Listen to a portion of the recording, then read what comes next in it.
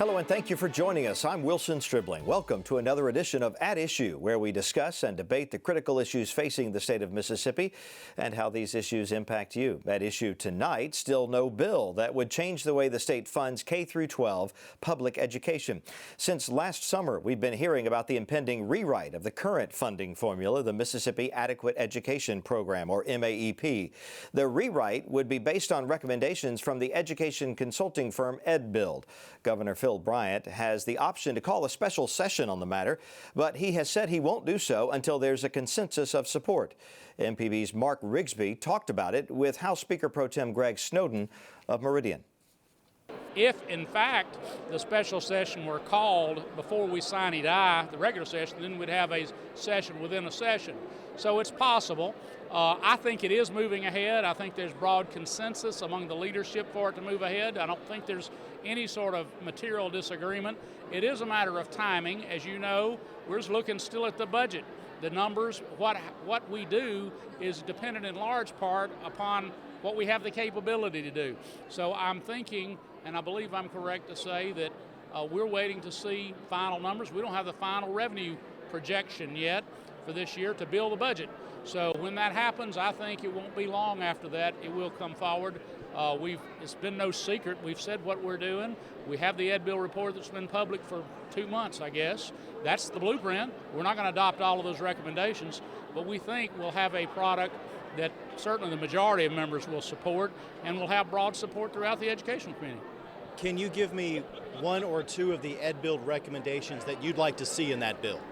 Well, the overall scheme, of course, is to have a student-based weighted formula. So you have a base cost that everybody gets, but then you have additional weights for important areas that we need to emphasize, like poverty students will be weighted higher. We'll have special needs students that will be weighted higher. Students in rural districts where they have additional transportation issues will be rated higher, will be weighted higher. High school students will be weighted higher generally everywhere than elementary school students because the cost is higher. So that is the way we'll take a look at it, and that is the way whatever allocation formula we come out with will reflect. But that's very important, we think, to move instead from a resources-based formula to a student-weighted formula, and that's the critical concept here. And there are many different recommendations in that EdBuild report. Some of those we'll phase in, some of those we won't take advantage of right now, and some we may not ever do. But by and large, it's going to be the EdBuild report. The opponents of this process have always said MAEP hasn't been fully funded. Why change the system? Just fully fund the system as it is currently. So why do we need these changes? Well, it hasn't been funded but twice in history for a very good reason. There hasn't been the capability to do that. That should be obvious to anybody that looks at it fair-mindedly. In fact, if you recall, in 2008, we made a commitment to fully fund it, and we did. What you don't hear a lot, or people don't remind you, is that in 2009 and 2010, the legislature also fully funded it, voted to go away from the Capitol to do that, and then with the recession, cuts had to be made in the middle of the year. So it's not like we didn't want to do it, but we haven't had the ability to do it. We don't have the ability to do it this year. So we want to get something that works, not something that's really a magic number that's never attainable. The state's youngest legislator, Democratic Representative Jeremy Anderson of Jackson County, released this statement in opposition to the impending rewrite of MAEP. He says, quote, "I will not support any measures short of level funding the upcoming fiscal year, and I will continue to push for full funding of the current MAEP formula until a new formula has been proven to be a better option through thorough research and recommendations from our constituents." He also urged fellow lawmakers to vote against any proposed changes. A bill that would change the way public officials spend campaign money is headed to the governor for his signature. Both the Senate and the House agreed on Senate Bill 2689, dealing with campaign finance reform.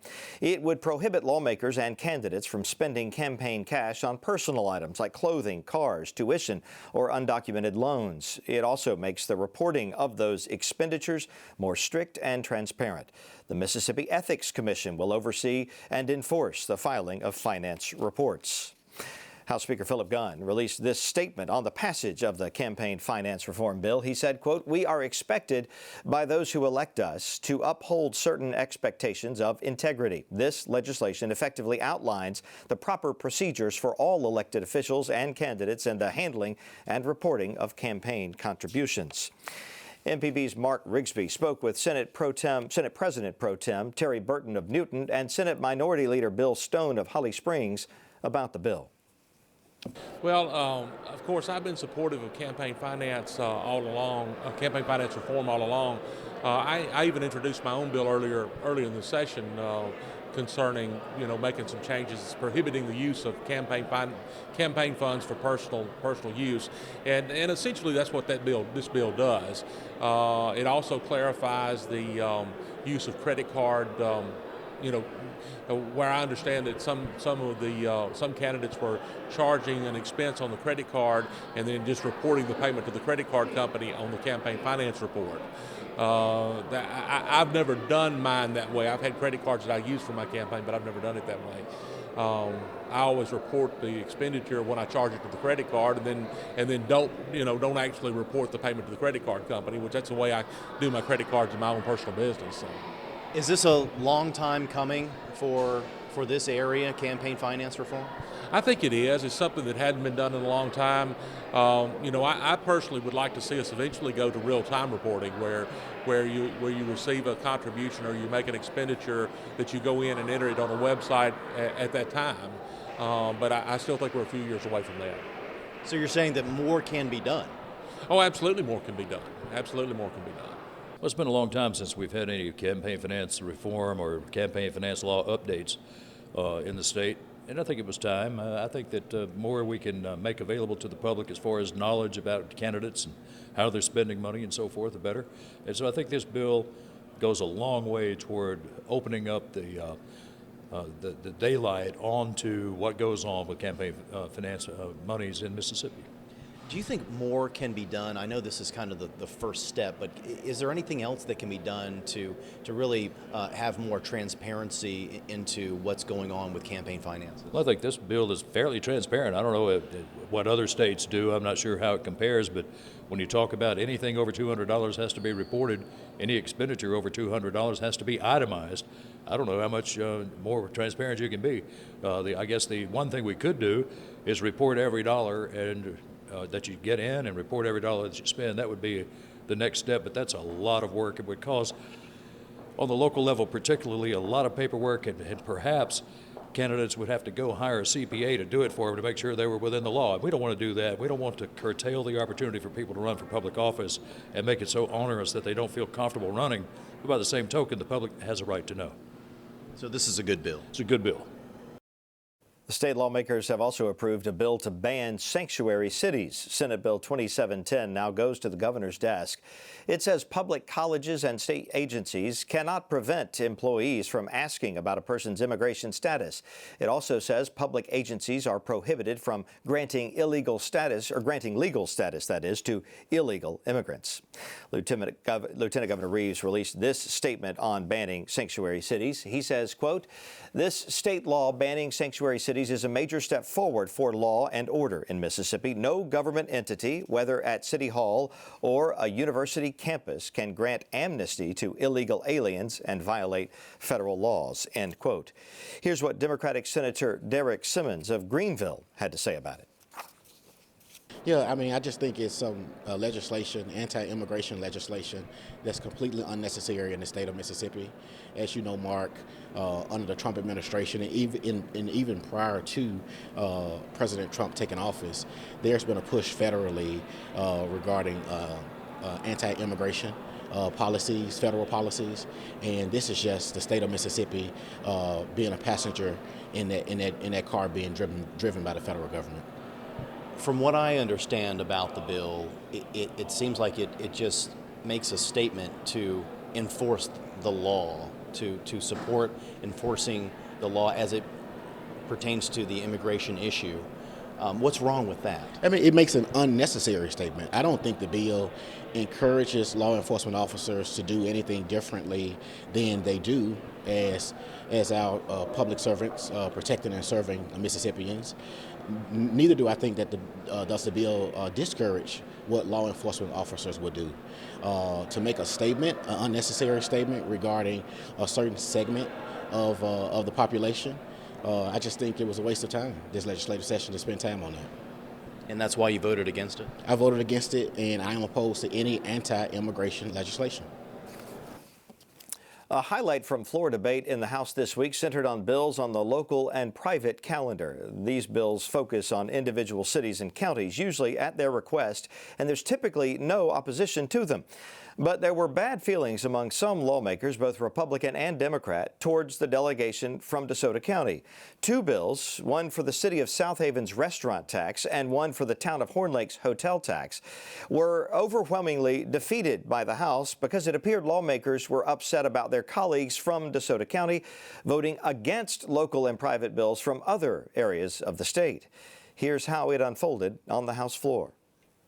And I'd like to vote on this tax back home rather than you all deciding who gets to keep their tax and who doesn't when you don't live in South Haven. Well, ma'am, that's what every local and private that we've been voting on down here for the last month is for the local and private people in their districts. So why do y'all keep voting no on our local and privates? The local and private, the local people in South Haven have asked for this. That's why this has been brought forward. They want a new vote because they have a new mayor and 3 of the 6 aldermen are new. This tax was brought forward under a previous plan, and 2/3 of the things that were included in the plan that the city would receive because of this tax have not been completed.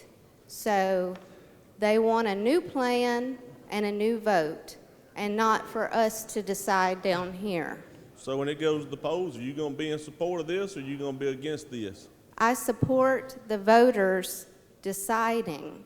As a legislator, what I support in this bill is the new referendum.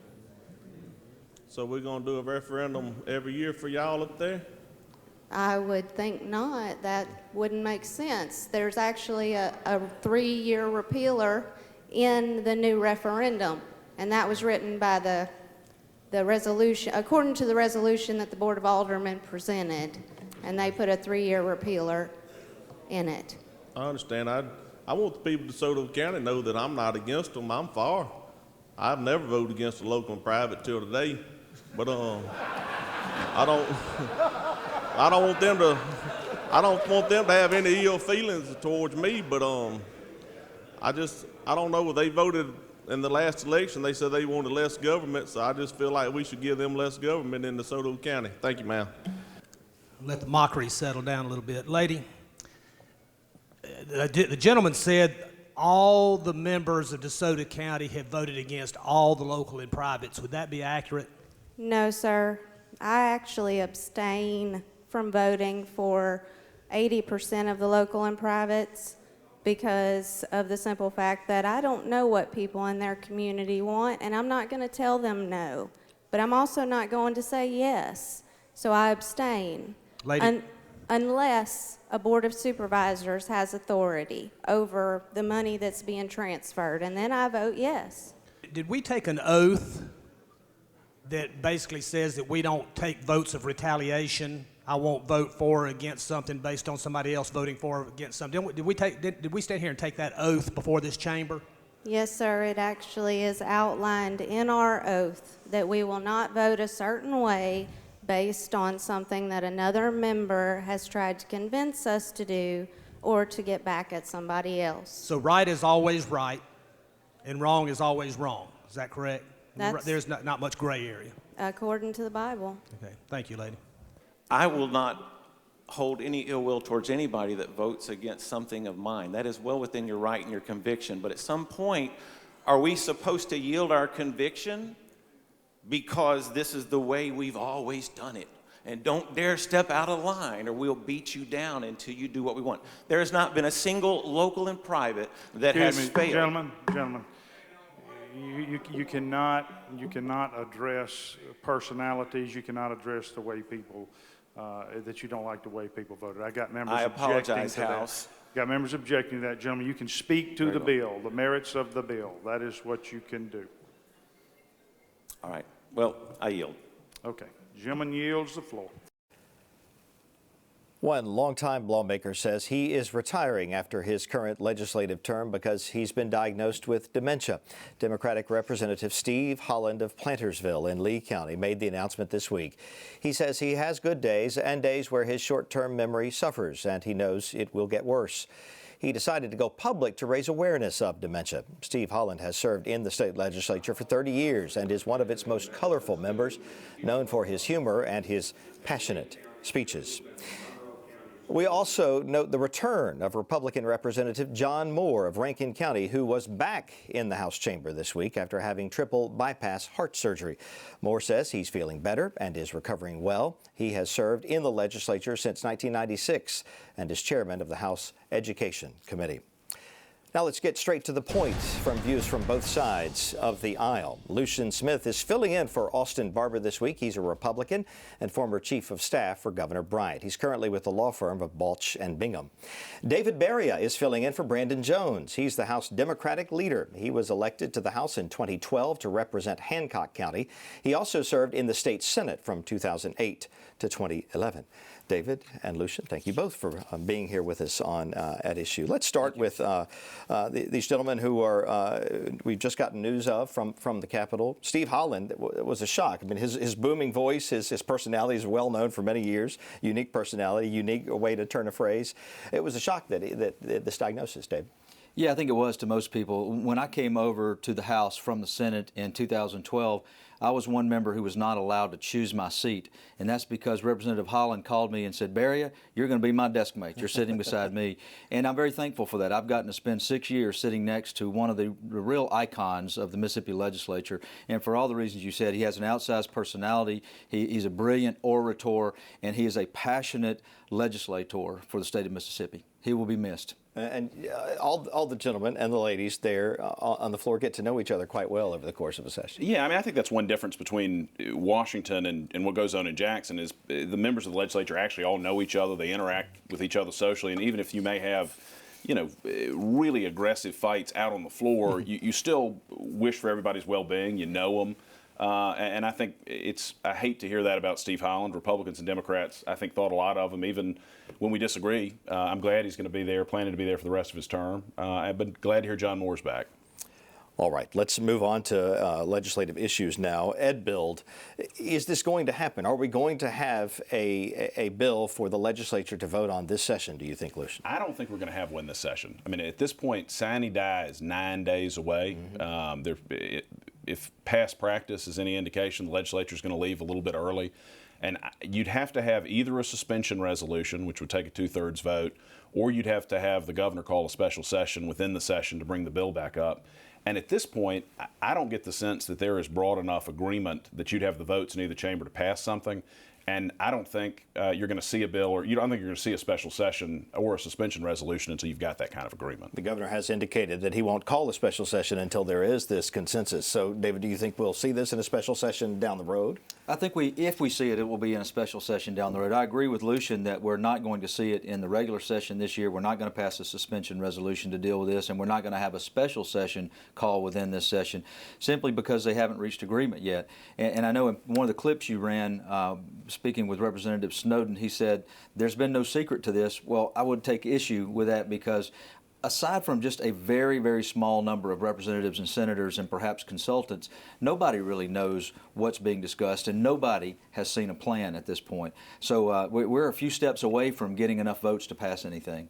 Well, from your perspective, since you're there every day, what is happening every day? Who is meeting and talking about this? And then who polls everybody to see if they support what's being done, or do you know the answer to that? Well, the short answer is that what is being done is they're working through Ed Build, and they're just running a series of numbers, calculations. They being who? Well, the Speaker and the Lieutenant Governor and their inner circle. And I don't really think the Chairman of Education, for instance, is in that small circle at this point. Now, John Moore, of course, has been in the hospital for a while. He's back. But I've talked to other close allies of the Speaker who don't really know what's going on either. I think when they finally get to a point where they've run numbers that look look like they may get enough votes. Then they're going to start talking to individual members. But we're, like I said, we're a couple of steps away from that. And I think the takeaway for the people out there listening is that we're not going to rewrite the MAEP formula this session. And what we're likely to see is level funding of MAEP, which I consider a win, because what we've said all along is we need a more inclusive and open process involving not just members' involvement, but also educators and family members and folks back in our communities. And I don't think there's anything wrong with it taking us another year before we have a final change to the MAP formula. At the end of the day, we're talking about almost 40% of the state budget, the primary funding mechanism for education, and you want to make sure that you get it right. So I commend the Speaker and the Lieutenant Governor for not forcing through some sort of legislation just to say that they did it. If they take some time and actually make sure they've got something that is good public policy, I think that is good for everybody. Yeah, and I know we're supposed to disagree on some things, but I agree again with Lucien. What we asked for all along was to slow the process down. Let's study this, let's vet it, and let's get input from all sectors before we do it. And it looks like that's what they're going to do. You were on the floor for this debate over local and private. What was that all about? Well, I think that when local and privates, first of all, are just as the title would lead you to believe. It's about back home. It's about your municipalities and your county. And generally, everybody supports everybody else's local and privates. This group from DeSoto County takes a very hard stand on anything involving taxation. And so they vote no. And they voted no on virtually everyone's local and privates. For a different reason, I vote no on local and privates that involve a tax. And the reason I do that is because in 2011, when I was running for the House, the Republican Party or my opponent, someone put mail pieces out in my district saying, David Baria voted 70-something times to raise your taxes. And I said, well, what are they talking about? It was local and private votes. So now, while I'm in the House, ever since I've been in the House, I vote no on local and privates that have a tax measure in there because of that reason. It's unfortunate, and I would hope that in the next administration we move beyond that sort of politicking, because we really ought to support one another's local and privates. If your city fathers send a resolution up and say this is what we want, or the Board of Supervisors sends that same type of resolution, then we ought to support that. And I agree with David again on the substance of that. I mean, if the best form of government is the most local form of government, in my view, if the governing authorities of a city or county, they want to impose a tax, and then the people of that city or county vote to impose a tax on themselves, I'm not bothered by that. David is being awfully nice, and I won't accuse him of this because I don't think it's what he was doing. It certainly in some part was about retribution with the DeSoto County crowd. I think they had consistently voted against other people's local and private bills, which is extremely rare. And I think you had people, Republicans and Democrats, who wanted to send a message to them that's if you want to work in this legislature, you've got to work with people. Well, that's fair. For instance, Steve Holland will tell you he has never in 32 years voted against a local and private. That's the kind of cachet, I guess, that a local and private should have. Let's move on to the budget. More budget realities. The Department of Health sent out a letter detailing the cuts that it was going to have to make because of the lean budget year, and we're hearing the possibility of another mid-year budget cut. Do we think that's imminent? I suspect we're going to have another round of budget cuts by the governor because revenue hadn't come in at expectations, and that's driven by a variety of factors. And one of the things I hope we can change moving forward is the reimposition of the 98% rule. When we budget 100% of what we think we're going to receive, every dollar that we don't receive requires a cut. When we go back to what the law requires and what the governor called for in this year's budget to impose the 98% rule, you're able to have that estimate not be perfectly accurate without having to have these sort of mid-year budget cuts. And what's down the road? Well, it's not going to get any better, and it's a pretty gloomy looking picture right now. In fact, this week I filed a suspension resolution so that we could go back and file a bill that would postpone the implementation of the franchise tax cuts, which begins next year. So we're something like $150 million below expectations this year. And everyone who knows, for instance, I talked to a longtime staff member and just a couple of hours ago, and I asked him, have you ever seen it this bad? He said, no, never this bad 2 years in a row, and it's going to get worse the next couple of years when these new tax cuts kick in.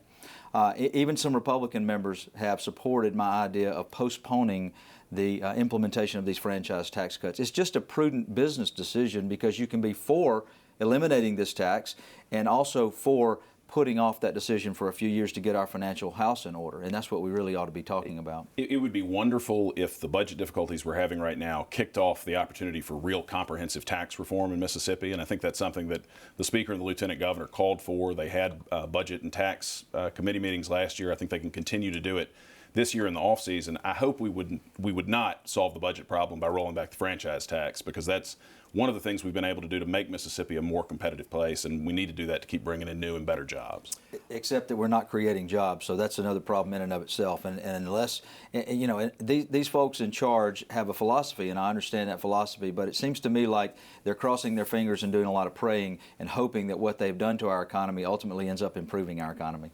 In our final seconds, David, what else do you expect us to see next week in the legislature? Well, we're going about putting together the budget. The ELBO Legislative Budget Committee is meeting right now, I think. We're going to come up with some final numbers for this year, or for next year rather, and so we will be seeing budget bills. And the biggest piece, as Lucien referenced a moment ago, is MAEP. If we're going to go with MAEP and level fund, that drops into place and everything else sort of follows behind that. You're going to see my caucus take a stand on the drastic cuts that have been made to the Department of Health, Department of Mental Health, vocational rehab, some of those budgets. So we're going to have a debate about that. We're in the super minority, so I don't know how much good it will do, but we're going to make the point that we have cut too drastically. We're down to the bone at this point. We'll let that be the last word. Representative David Baria, Lucien Smith, thank you both for sitting in with us this week on At Issue. We're just about out of time. Don't forget, you can check out the show on our website, mpbonline.org/issue. And we invite you to join us again next Friday night here on MPB for another edition of At Issue. Have a good night.